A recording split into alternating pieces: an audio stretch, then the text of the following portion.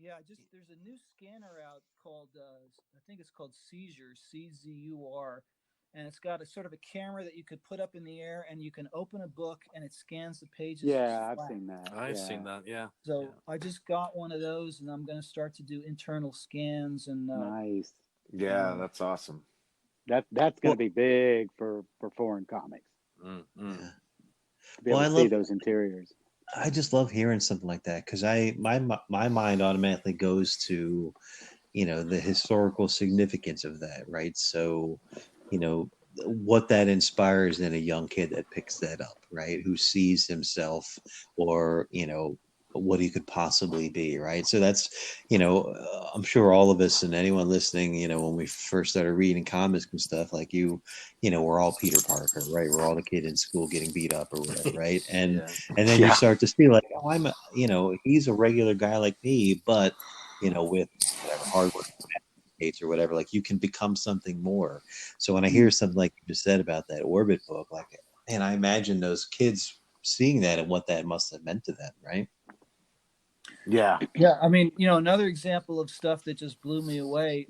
Not, maybe 6 months ago, I found an academic article about comics in Nigeria, and it was really tough to get some issues from there. But I finally found some Nigerian Power Man issues, and in this article, it mentions Wow. the comics that were published in Ghana.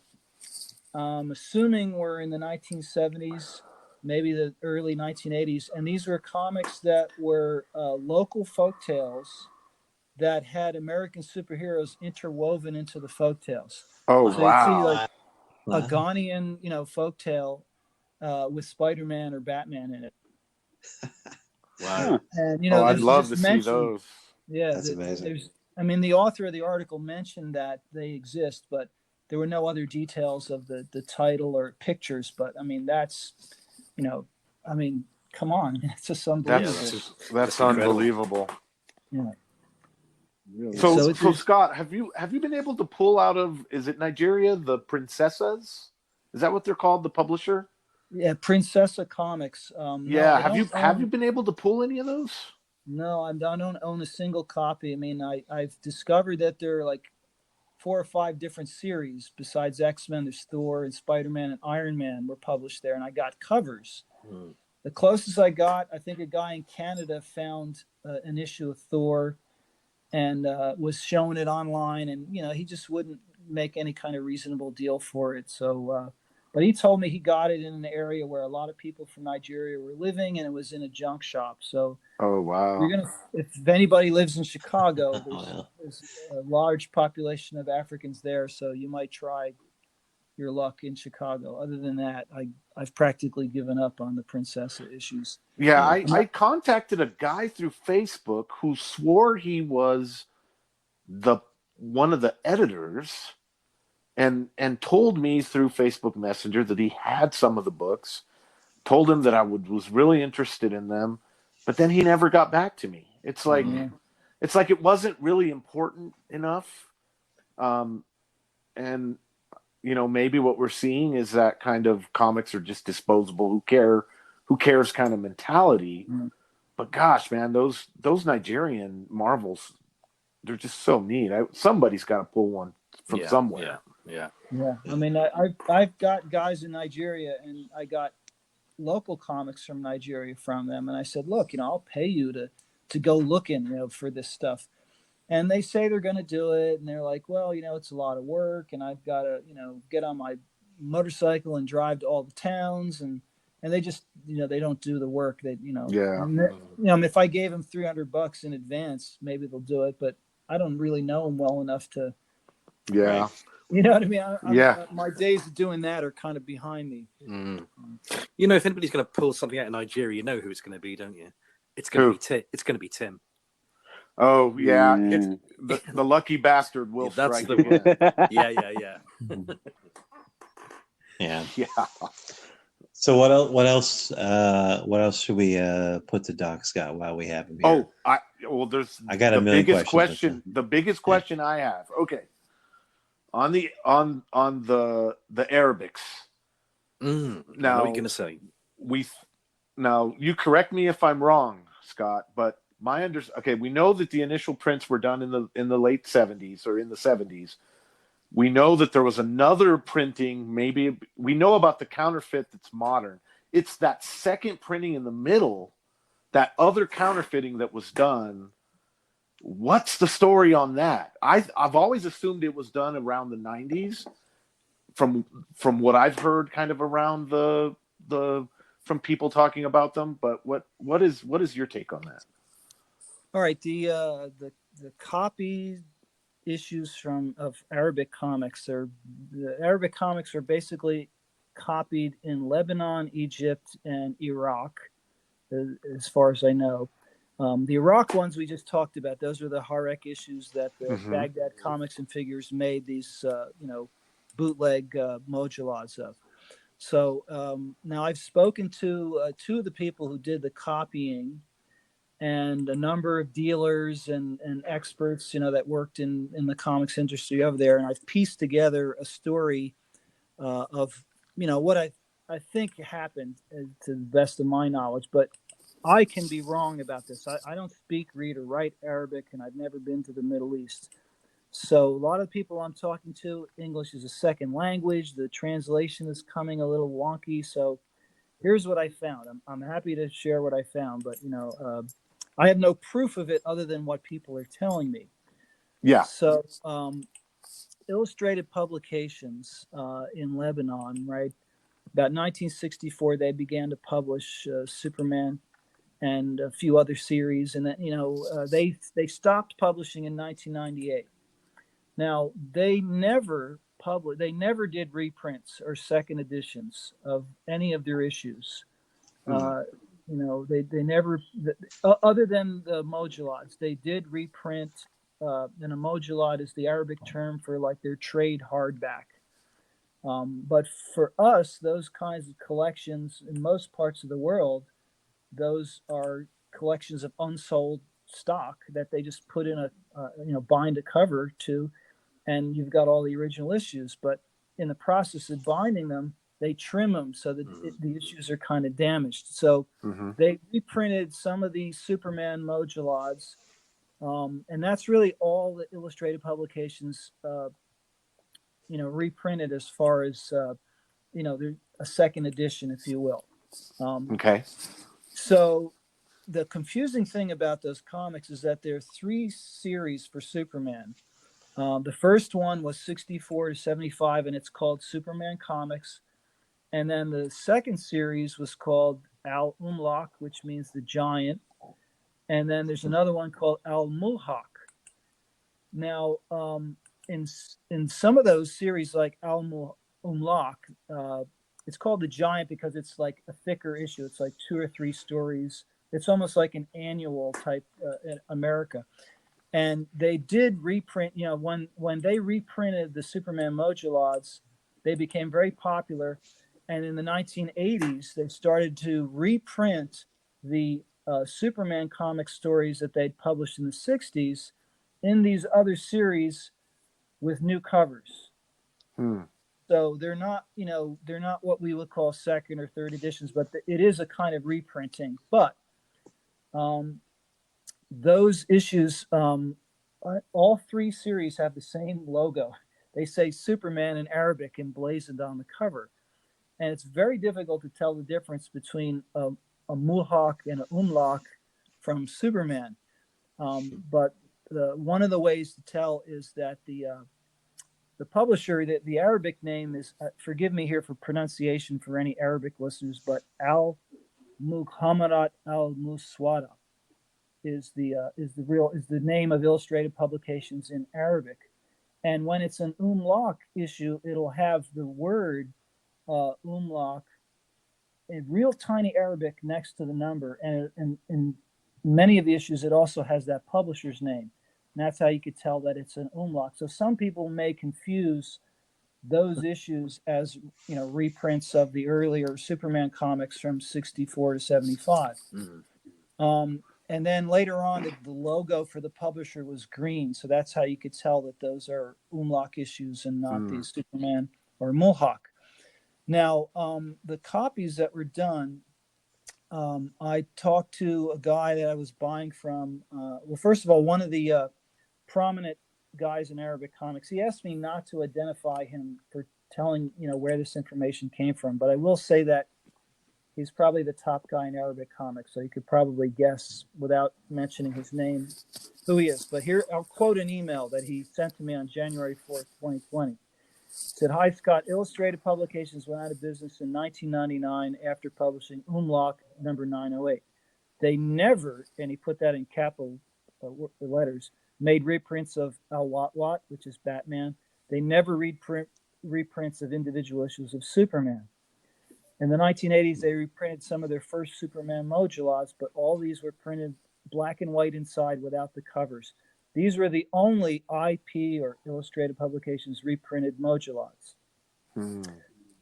So that was, some confirmation of what I've been hearing. Now, another guy that I spoke to, his name is Ghassan Sayadi, and he sells on eBay regularly, and he's on Facebook.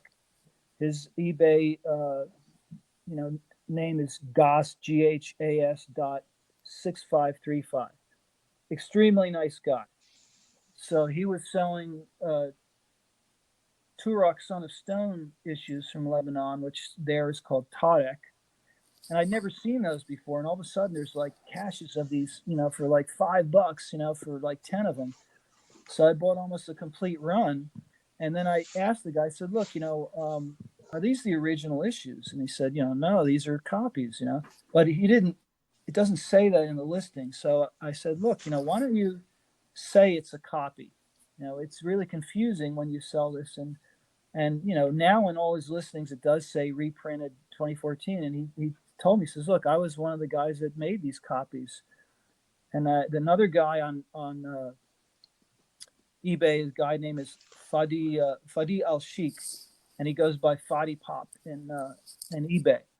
Oh yeah, So- I know that guy. Yeah, because that guy, he sells the copies too. And so I said, "Look, would you and Fadi like to be interviewed about this? This would be a great podcast, story to finally find out, who the people that made the copies were and why." Right. So he agreed to it, but Fadi didn't want to be, recorded. But they answered a lot of questions for me, and they were very good about it. And I have to say, both of them are very good merchants. I mean, they've sent me gifts over the years of books for free. If I just from showing an interest in it, they pull their eBay, listing, and they send it to me for free. I mean, like, Oh wow. if they're trying to rip somebody off, I mean, who does that? So Yeah. so the reason why they copied, I asked the guy, like, who was in the group, who copied these? So he said, and this is from a message from Ghassan.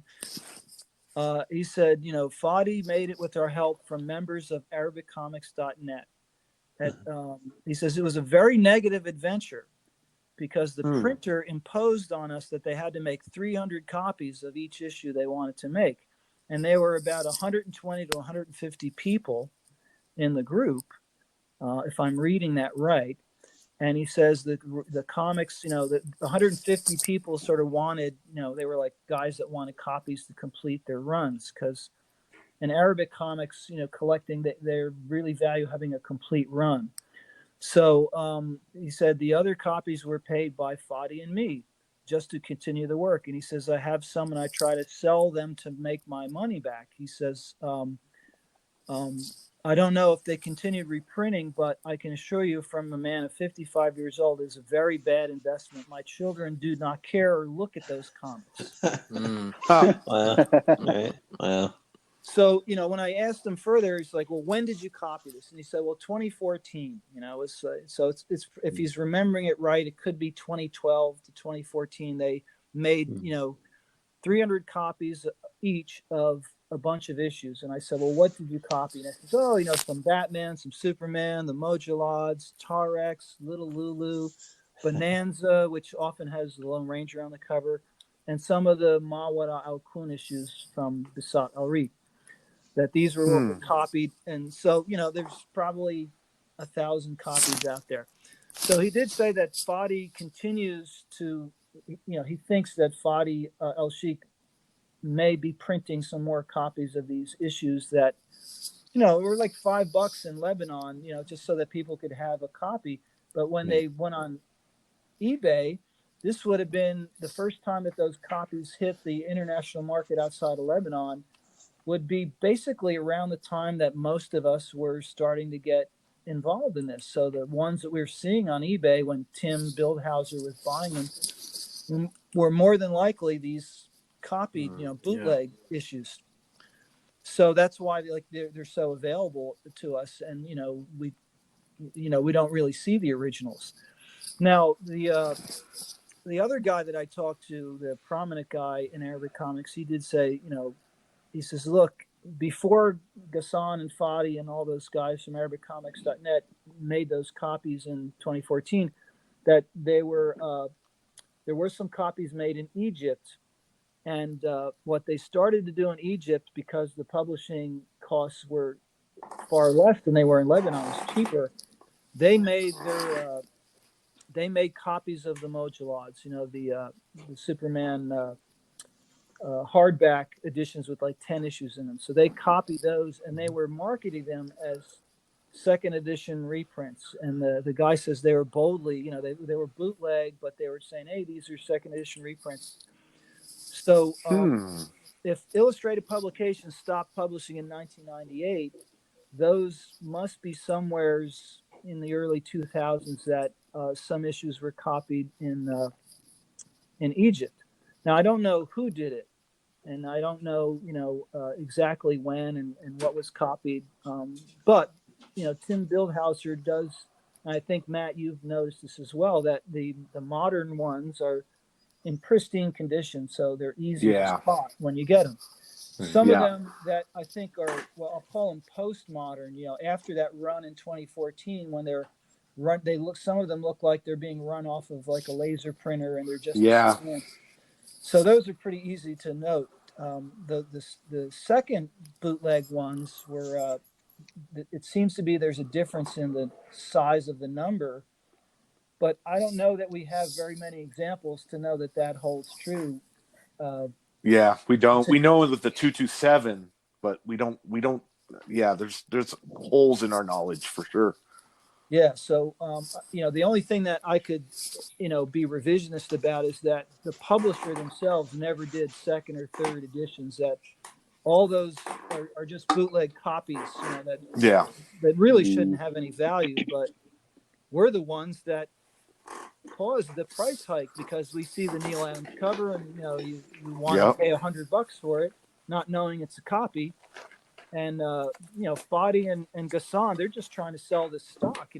If you're crazy enough to pay $100, they'll take it. They're not trying to rip anybody off. They're actually really nice guys. They didn't do this to be to rip off secretive Americans. Yeah, they were just trying to. People were just trying to fill in holes in their collection, and they made them available. They were being real nice about it. So that's like the story on the Lebanese stuff. That there are these bootleg copies. It's real hard to tell the difference on some of them, but there was a stash done in Egypt, probably in the early 2000s, and then a bigger stash done in 2014 and maybe later. Now, that's the Illustrated Publications. Now, Bisat Al-Ri, that publisher did reprint some of its issues, and particularly the Al-Wara, the Ma-Wara Al-Kun Mojalads. Those are like these hardback issues, I think, with like 7 issues or 10 issues in them. There are 20 volumes of those, but I think only the first 2 or 3 were reprinted, and they have different back covers. So this is, the number 2 of that has the famous, Star Wars 1, which is Ma-Wara Al-Kun number 11. And it's got that in there. And you'll see on the back of the hardcover, one of them has a yellow back cover, and one has a black back cover. The black back cover advertises the Grendizer series. Now, I've had some Egyptian sellers tell me, oh, that's the second edition. But every time you see one of those, they're incredibly worn. And every time you see a yellow one, they're in incredibly pristine condition. So just looking at the paper quality, the black back cover to me looks like it's the first edition, and the yellow is the second. I don't know that that Basat actually reprinted individual issues, but in the the Ma Wara Al Kun series, the first half of the run have textured covers. So the covers are kind of rough, almost like sandpaper, like very fine sandpaper. And then the second half of the run has very smooth covers. And sometimes in the modulogs, you'll find smooth and textured covers like mixed together. I've never seen a Star Wars one that is textured and one that's smooth to speak to the fact that there are first and second editions of the issues themselves. It's possible, but I don't know that for sure. But the modulogs were reprinted. Right. And then the other story about copying is a publisher called Music, which might be pronounced Musique in Lebanon, but it's spelled M-U-S-I-C. They put out the Grendizer series, and Grendizer's one of the giant robot characters from Japanese anime that became very popular on TV in Lebanon and comics. And there's 73 issues of that. And the series featured not only Grendizer, but also Spider-Man and Hulk and A-Team and Shang-Chi stories from Marvel. So there are 73 issues, but you'll find these issues with like number 129 and 85 and 132.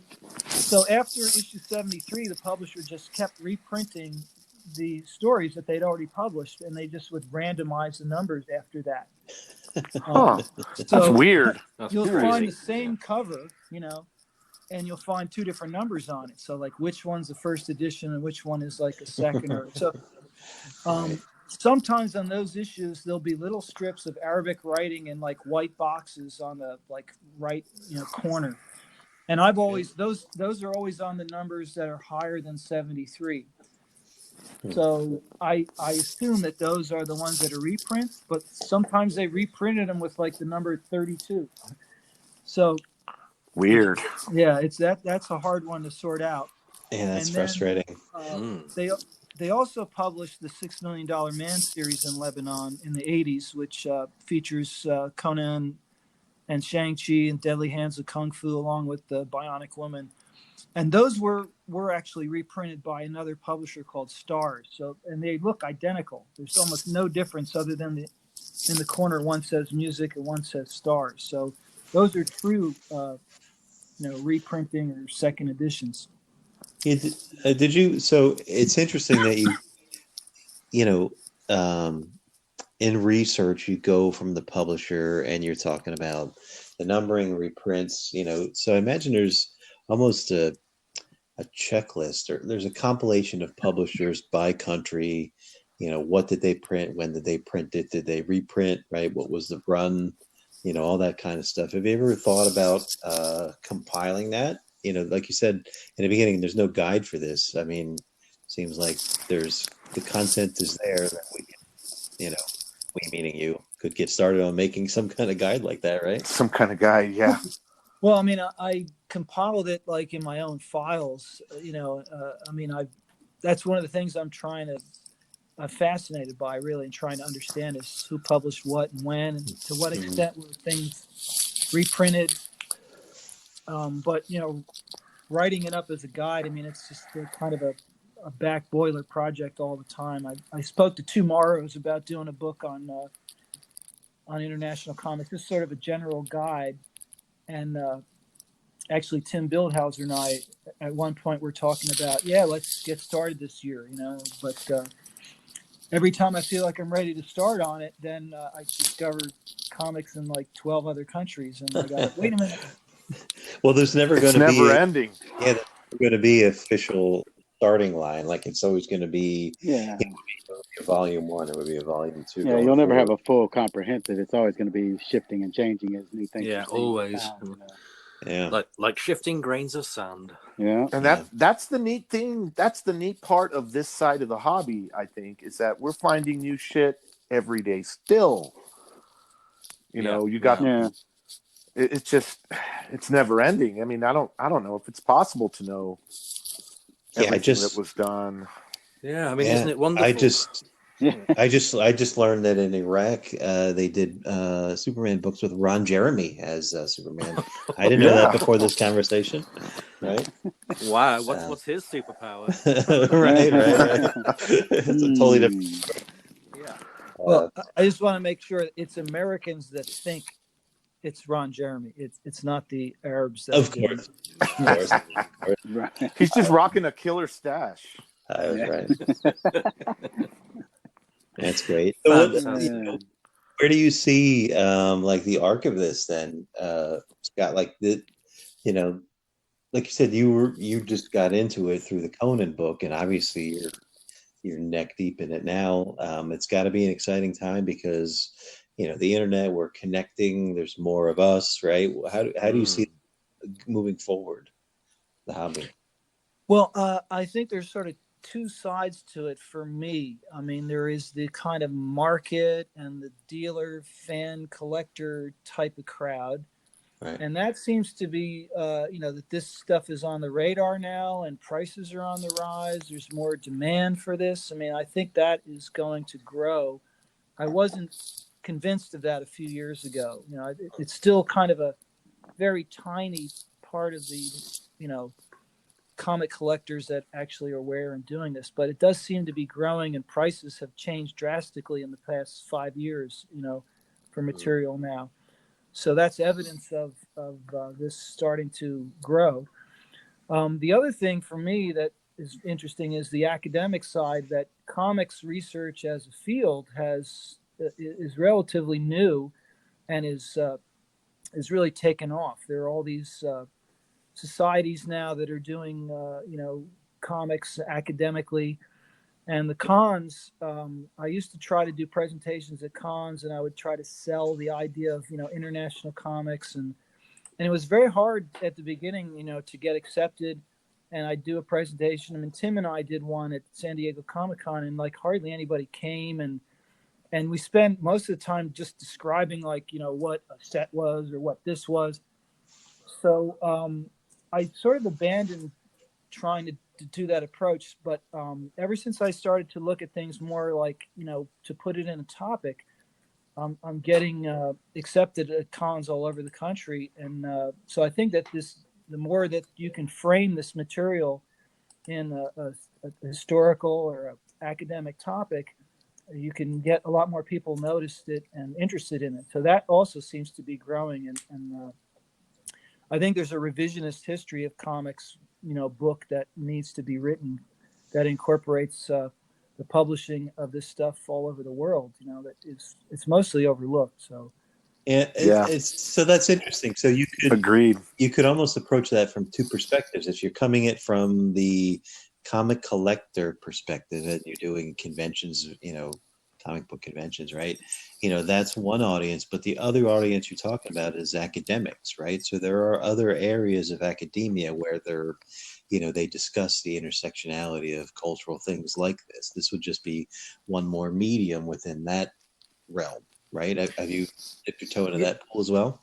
yeah, I mean, it's comics are very rich for interpretation from that point of view. I mean, things like identity and transnationalism and gender, looking at women and female characters. I'm going to do a panel this summer. I'm proposing one for San Diego on international female characters that are, that represent all kinds of diversity, from like Inuit characters and Filipina and Indonesian, that are kind of like, their version of Wonder Woman in a way. Right. So there's lots of directions you can go in that field as well. Yeah. What I'm suggesting is outside of the San Diego Comic-Con audience, I'm saying, there are other areas of study, like that example you just said about, female identity, in a transnational prism, right? There are people that study just that, which then this becomes a medium to explore that rather than from the comic book, rather than from the medium side, talking about the content. Yeah. Go from, what I'm saying? So Yeah. have you reached out to a broader audience outside of, us comic book nerds, if you will? Yeah. I mean, I worked with the Comics Art Conference, and I did a presentation there. And then this historian Jim Thompson and I are going to propose one for the Society for Media Studies next April. Wow. And we're going to do one specifically on that theme on transnational and identity.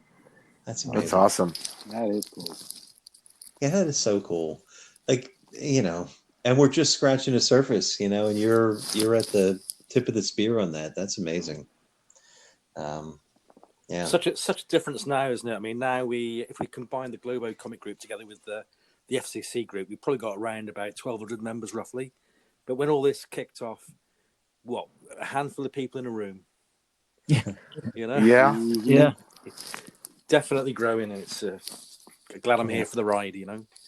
Yeah. I mean, hold on tight for the ride because it's definitely happening. There's, like Scott was saying, the market has exploded in the past. I'd even say within the past 2 years. I agree. Yeah. We've seen just record prices paid for certain books. The thing that I really always, we used to debate this all the time, right, Scott? What was going to be the book or the subject that kind of pushed through into kind of the mainstream consciousness? And for a while there, I thought it was going to be those non-canon Spideys. I thought that was going to be the thing that just kind of puts this type of collecting on the map. And it might still very well be. If IDW reprints those Mexican non-canons and translates them into English, that'll be an interesting thing. But yeah, it's moving. Yeah. It's moving fast. Yeah. Those non-canon Spidey, I used to get those for like $15 each from of all people. Who's that dealer? The guy, is it Rahul in Mexico? Rulo. Yeah, Rulo. Mm-hmm. And we get those like high grade copies from him relatively cheap, like 5 years ago, and now they're like $100 a piece if you can find them. Yeah. But I don't know that the general comic collector will have the tenacity to kind of go after, because you got to take sustained work to try to find some of this material. Yeah. So it's kind of a barrier for entry. You're right. There's a barrier for entry for sure. But it has gotten easier, and this, there's what I find so fascinating about this subject too is you could just pick a topic and you could probably talk about it for 3 hours. One of them, which I think has always fascinated me, is how does American money go into a foreign back issue market or international back issue market, and how does it affect and freak those markets out? One of the things that we're seeing now is a lot of international sellers are putting it on American eBay, and they're making good money just taking their local indigenous output, flipping it onto American eBay, charging 10 to 20 times what it probably costs them in their own country. Yeah. And as more of that happens, as we start to see more of that, and more sellers from outside countries start putting it on American eBay, it will reduce that barrier of entry for some, but it is going to increase the amount of money you're going to need, which I guess is another barrier of entry. Yeah, it kind of changes from one barrier of entry to a different barrier barrier of entry to where it's going to it's going to be people with money playing in this game. Right. I think it would also negatively impact the indigenous market because, Denmark, if you're trying to find a certain issue, well, the Americans want that one and they pay $100, so no one else in Denmark gets it for the $5 local price, so. True. And we're seeing pushback. I know that I do bring this up, but I'm telling you, there are collectors in French Canada that do not like the fact that Americans are taking EHs out of there. I know for a fact there are collectors in South Africa that do not like the fact that Americans have found super comics. I mean, it goes on and goes on and go on. I mean, depending on the market. And then, and correct me if I'm wrong on this too, Scott, but most non-American collectors are barely now just getting into the whole idea of key, quote unquote, key comics. For most of them, like you were saying too, Scott, what they find their value in having an entire run, in having a kind of more of a completionist mindset, And by Americans going in there and pulling out all their keys, sucking out all their keys, they're going to be unable to complete their runs. And so, yeah, there's going to be negative pushback, and I see that or we already see it. So it'll be interesting to see how that plays out in the future. Yeah, I've always felt the key issue phenomenon was almost a distinct American phenomenon. You know, I mean, what's considered key in other countries is can be very different from. I mean, look at Lebanon. I mean, the first issue of their Al Watwat series isn't anything for us in terms of the cover or the content, but for them, it's a quote unquote key. It's their number. Yeah, It's their number deal. one. Yeah, That's such a great it's a point. big deal. Yeah, that's such a great point. Let me just kind of in closing. So I guess I asked what you kind of saw, where you saw this going. Do you personally see yourself, Scott, more collecting as a collector in terms of like the way we might think of it in terms of American comic collecting? Do you see yourself more as an archivist or a historian type? well, I've at a certain point, you know, when this stuff kind of could really take over your life. I mean, you know, you could spend all your money, you could spend all your time, it could take up all your space. I don't know what you're talking about. Yeah, because, you know, I've seen most of the guys I see doing this are divorced, you know, so you got to be kind of careful with it. So for me, it seems like a lot of people are working so they can collect, but right. I've been a big believer in making your collection work for you. So I'm trying to get museums to accept parts of the collection for display. I want to do more panels and get the. I'm interested in it intellectually, you know, for the opportunity to investigate history and culture, and you know, eventually put together some kind of guidebook about it. Is kind of the end game for me. Awesome. Yeah, that's awesome. That's cool. Yeah, and thank you for doing that. You know what I mean? I think that's absolutely incredible. And I have no doubt that you'll be successful in that, right? Once it's, you know, in museums, it gains more credibility, and, you know, it just feeds the whole thing. You know what I mean? So I absolutely, I love that. You know, no, thank you for doing that. Thank you for being that guy. Yeah, Scott, you're on a wonderful track and bringing real legitimacy to what we do. Mm-hmm. And, you know, we all owe you a debt of gratitude for that. Absolutely. Well, yeah. The debt is equally shared, because I would never have found this if Ken didn't capture my interest in non-Conan and, you know, talking to you guys. And I had no idea about, you know, the non-canon Spider-Man. You know, my first time I met Matt, he's like going on and on about you know, this and that. I'm like, what is he talking about? You know. Awesome. Cool. Oh, and I mean, this goes down, I think, also in the history of this niche of the hobby too. But that first meetup, Scott, in Baltimore, where Henro, we don't talk about Henro much, but this guy. Oh man, he is the Japanese guy, and he put on a presentation for us at Scott's house that was mind blowing. I mean, he just opened our eyes to that Asian country, they were slammed shut. And he's a guy that one of these days, I don't know. Have you talked to him at all, Scott? Yeah, we keep in touch. You know, Henro is now a dad with a second child on the way, and he's managing some food shipping business, so he's incredibly busy. But, you know, he does stay in touch a couple times a year. He got one of these scanners, so he's about to scan the entire Bokura Hulk manga and translate it, and trying to get that published. And not only did he open our eyes to Japanese material, but also our wallets. Oh yeah. Oh yes. No. Nice. He and Andy Takara is another really good source for Japanese comics too. I mean, both Andy's awesome. They have helped me understand a lot about that. But he's still active, and you know, he's kind of zeroed in on translating and publishing the Hulk manga. So that's awesome. Yeah, I haven't talked to him in a while. I think the last time I talked to him was like maybe 6 months ago. But he'd be another guy to have on the show and just let him run with it. Yeah, Yeah. if we can somehow find the time to capture him, Yeah. he's an amazing dude. Awesome. Yeah. Yeah. So Scott, we would hopefully we haven't chased you off that you might return. Should we invite you back? Is that true? Oh, we got to have Scott back for Right For on. sure. I mean, Yeah. we've only gently touched on everything that Scott's Yeah.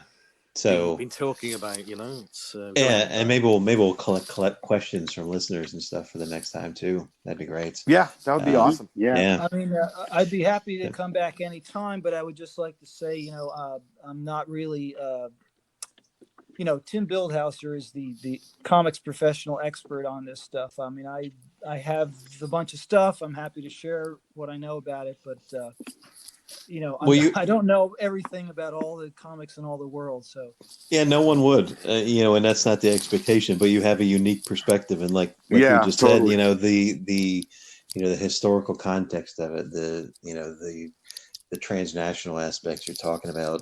I think you're the tip of the spear on that, and it's just burgeoning. So it's awesome. I'd love to pick your brain more. Now that we got the introductory questions out of the way, now we can dig deeper with you. So Yeah. sure.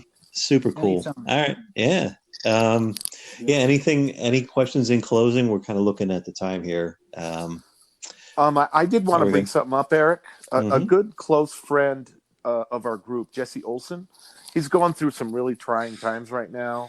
Yeah. And I just want to put out there that we are all with our brother Jesse. Mhm. He's in a situation where I'm not going to say he's fighting for his life, but in a way, I feel like maybe he is. And we're all really worried about him.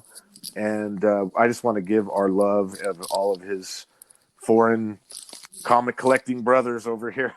We're thinking about Jesse, and we just want him to get better and get back on his feet. And I do want to bring that up. Yeah. Yeah. Well said, Matt. Well done. Appreciate Thank you. it. Yeah. Thanks for that. And, thanks again, Scott, for joining us and letting us, beat you up with a million questions. I appreciate it. I'm sure the other guys do too. Absolutely. And if you're Absolutely. not a member of Globo Comico, go do it right now. Go to Yeah. Facebook. Absolutely. Go do it. Yes. Absolutely. Instagram, Yep. Facebook, all over the place. Yep. Yeah. Yep. Thanks. Well, the same as can be said for the foreign comic collectors. If you're not in there, make sure you're in there. Yeah, Here, those here. two groups. If you're into this part of the hobby, Those are the Go to two primary Facebook. groups. Yeah. go to Globo Comico, go to FCC, join up, hang out, and that's your way in. You will meet Share, Right on. share this sickness with us, please. Absolutely. Yeah, we call it a sickness. We don't use that metaphor lightly. There's a reason we call this a sickness. It's like Scott was saying, if you are not careful, this will take over your freaking life. Be warned. We all have a mission, and we all know what to do. We all Yep. need to spread Cool. the disease. Spread So the you can- disease. Yeah, so you can find us, Foreign Comics Calling Podcast, on Facebook, on iTunes, on Stitcher, wherever you find us. Leave a rating, a review, put 5 stars. We appreciate it. You can find Ken on kenworthing.com, right? Spot on, yeah. Right on. Matt is Define999, right? Yep, my Instagram, Define999 at Instagram. Or And find me on my YouTube show, Global yes, Comic yes. Safari. Oh, yeah. yes. Doing great there. And Steven, Bago Fleas, where can Yeah. people find you? The Grading Room? Yeah, Bago Fleas, TGR Comics on Facebook and Instagram. Right on. And Scott, did you want to plug anything other than Globo Comico? Where can people find you other than there? Or is that the place? Well, that's the primary place for my comic work, but I also have a website for my music side, N.ScottRobinson.com. Cool. And I'll be appearing at the Alaska Comic Con in a couple of weeks in Fairbanks, Comics Fest in San Diego, and WonderCon, and maybe Heroes Con, and also Comic Con in San Diego in July. Awesome. I may have to meet up with you at Heroes. I do Heroes every year. So. Cool. Oh, great! All right, so Yeah, you guys go out and have dinner. Yeah. Cool. Get We'll pictures. we'll expense it to the Foreign Comics Calling Podcast budget. Cool. Which is all spent on right. comics, so there's really nothing there. Okay. Exactly. Cool. All right. Well, thank you guys. I've enjoyed this. Thanks. Yeah, this was fun. Sure. Fantastic. All right. Well, thanks again. I really appreciate the opportunity, and we'll talk to you again. Right on. Cool. Cool. Awesome. Bye for now, everyone. Bye. Bye, guys. Later.